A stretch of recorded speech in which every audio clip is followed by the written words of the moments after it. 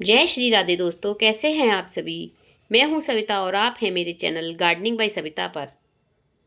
तो दोस्तों, अभी तक आपने अपने पॉटजूला का प्लांट पर ये ज़रूरी काम अगर नहीं किए हैं तो ये वीडियो आपके लिए है। आपके साथ शेयर करूंगी कि आप लोगों को अपने पॉटुलिका के प्लांट पर पौधे की अच्छी ग्रोथ कैसे पा सकते हैं और उसको कैसे बढ़ा सकते हैं, या फिर पौधों को सूखे हुए पौध जो हमारा सूख रहा है, डोरमेंट पीरियड में था, उसको ग्रोथ कैसे बढ़ा सकते हैं दोस्तों।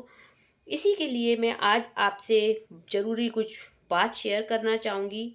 इसको कौन सा फर्टिलाइज़र देना है, जो अभी ये सूखे उठा है हमारा पौधा और अब एक्टिव होगा, तो इसके लिए हमें कौन सा फर्टिलाइज़र देना है अच्छे इसकी ग्रोथ के लिए, जो जिससे ये हमें गर्मियों में बहुत सुंदर सुंदर फ्लावरिंग करे और हमारे गार्डन को बहुत सुंदर बनाए दोस्तों। लगभग सभी गार्डनर की ये पहली पसंद होता है। बहुत ही आसानी से उगने वाला, बहुत ही सुंदर, भर भर के गर्मियों में फ्लावरिंग करने वाला ये बहुत ही खूबसूरत पौधा होता है। अलग अलग जगह पे अलग अलग नामों से जाने वाला दोस्तों। ये कई जगह इसको 9 o'clock, 9 बजिया, मॉस रोज, ऑफिस टाइम भी इसको कहा जाता है। और हाँ दोस्तों, मेरे नानी के गांव में इसको बहुत ही फ़नी नेम से बुलाते थे। जब हम छोटे थे, अपनी नानी के गांव जाया करते थे, तो वहाँ इसको बेशरम घास कहा करते थे। आपके यहाँ पर इसको क्या कहते हैं, प्लीज़ कमेंट सेक्शन में ज़रूर बताइएगा दोस्तों। तो आज हम इस 9 o'clock मॉस रोज के बारे में या 9 बजिया के बारे में ही आपसे बात शेयर करेंगे दोस्तों। इसके अनगिनत कलर और अनगिनत वैरायटी, देसी वैरायटी और हाइब्रिड वैरायटी आती हैं, जिसमें अनगिनत कलर आते हैं। पर इसका कॉमन कलर वाइट, मैजेंटा और पिंक कलर ही इसका। मैंने हाइब्रिड वैरायटी में तो बहुत सारे कलर देखे हैं, पर जो इसकी देसी वैरायटी होती है उसमें ये 3 कलर ही मोस्टली देखे हैं। और हाइब्रिड वैरायटी में तो इसके इतने कलर और ऑप्शन आते हैं कि आप मन करेगा सारे के सारे ही गर्मियों में हम लगा लें इसको दोस्तों। तो आज हम इसी के बारे में बात कर देंगे दोस्तों। तो छोटी से छोटी कटिंग के माध्यम से हम इसको लगा सकते हैं। इसकी इतनी बड़ी 1 इंच की भी कटिंग अगर हम लगा देते हैं तो वो चलने लग जाती है। पर अब इसको गर्मियों में हम अपने गार्डन के लिए कैसे तैयार करें, उसी के साथ आपको ये बातें शेयर करना चाह रहे हैं दोस्तों। तो चलिए बढ़ते हैं अपने वीडियो के तरफ। नवंबर से लेके जनवरी तक का जो पीरियड होता है दोस्तों, वो इसका डोरमेंट पीरियड होता है।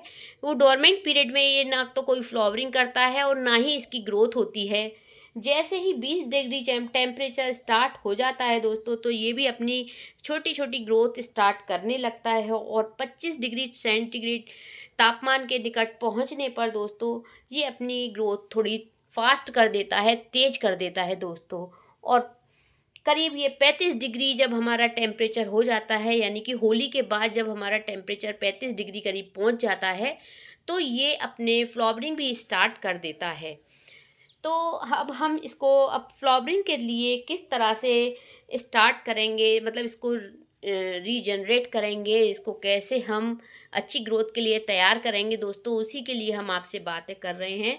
तो सबसे पहले दोस्तों, हमको क्या करना है कि जितनी भी इसकी ये सूखी टहनियाँ होती हैं, इन सबको हमें काट देना है दोस्तों, जिससे ये अपनी सूखी टहनियों में अपनी एनर्जी वेस्ट ना करे। इस तरह से इसकी सारी हमें ट्रिमिंग कर देनी है। जितनी भी इसकी ये सूखी टहनियाँ हैं, इसको हमें ऐसे ऐसे ट्रिम कर देना है।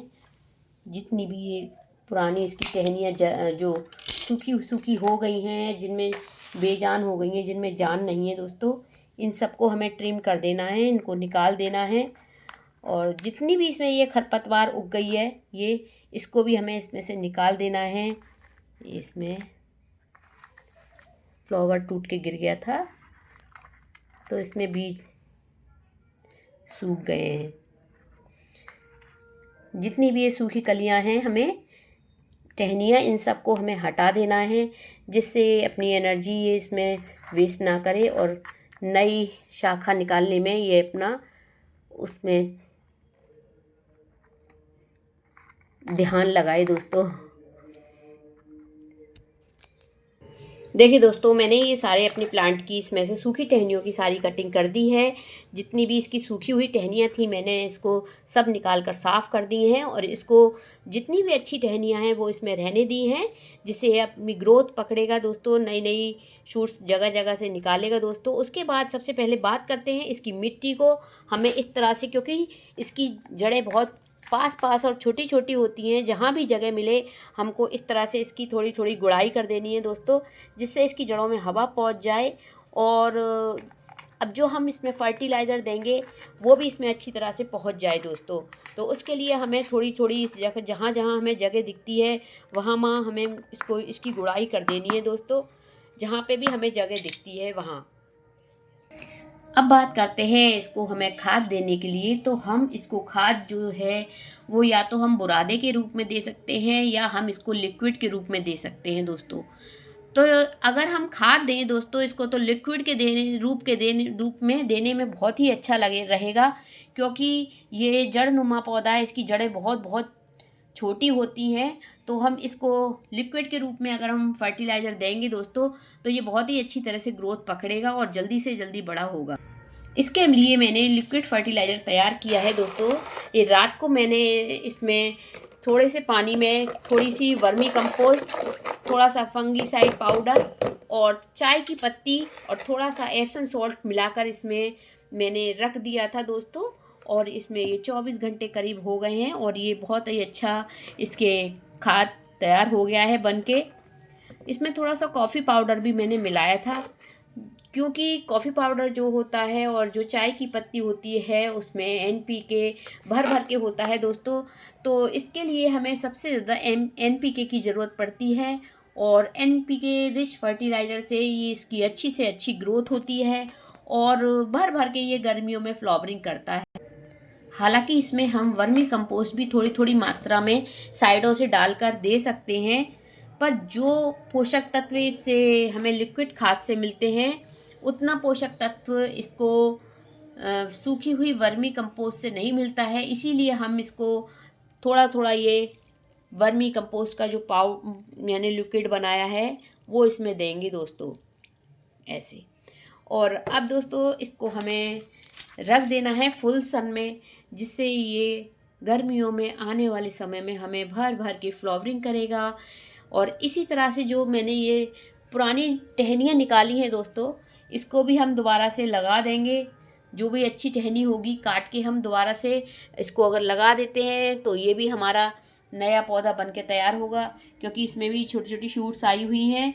जो हमारी टहनी सूखी हुई हैं उनको हटा देंगे और अच्छी अच्छी टहनियों को काट के थोड़ी सी मिट्टी में लगा देंगे, तो दोबारा से हमारा ये पौधा और एक और तैयार हो जाएगा और गर्मियों में हमें भर भर के फ्लावरिंग देगा दोस्तों। हर गार्डनर की बहुत ही पहली पसंद होती है, बहुत कम केयर में चलने वाला एक सेकुलेंट वैरायटी का पौधा है, क्योंकि ये अपनी पत्तियों में पानी स्टोर करके रखता है। इसकी पत्तियाँ जो है पानी से भरी हुई होती हैं।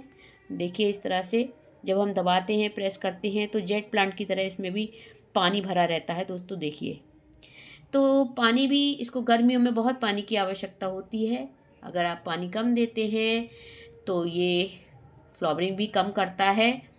और इसकी केयर हमने आपको बताई है दोस्तों। इसी तरह से आप भी अपनी प्लांट की केयर करेंगे तो भर भर के गर्मियों में फूल आपको मिलेंगे और अपने गार्डन की सुंदरता बढ़ाएंगे दोस्तों। ऐसे ही मेरी 3-4 टोकरी और हैं, बाकी की केयर भी मैं इसी तरह से करूँगी, जिससे मेरे गर्मियों में भर भर के इसमें फ्लावरिंग आएगी। 3-4 टोकरी और मैंने इसी तरह से बना रखी हैं और अब इनकी जो कटिंग निकलेगी उससे मैं 2-3 टोकरी और बनाऊँगी।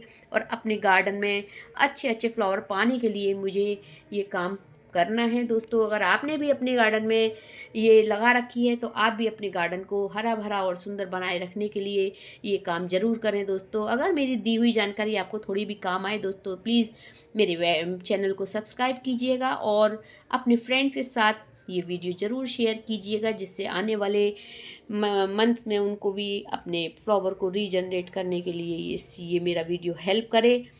तो दोस्तों कैसा लगा मेरा video, please comment share like कीजिएगा और अपने फ्रेंड सर्कल में भी इसको शेयर कीजिएगा। तो सभी दोस्तों को बाय बाय, हैप्पी गार्डनिंग।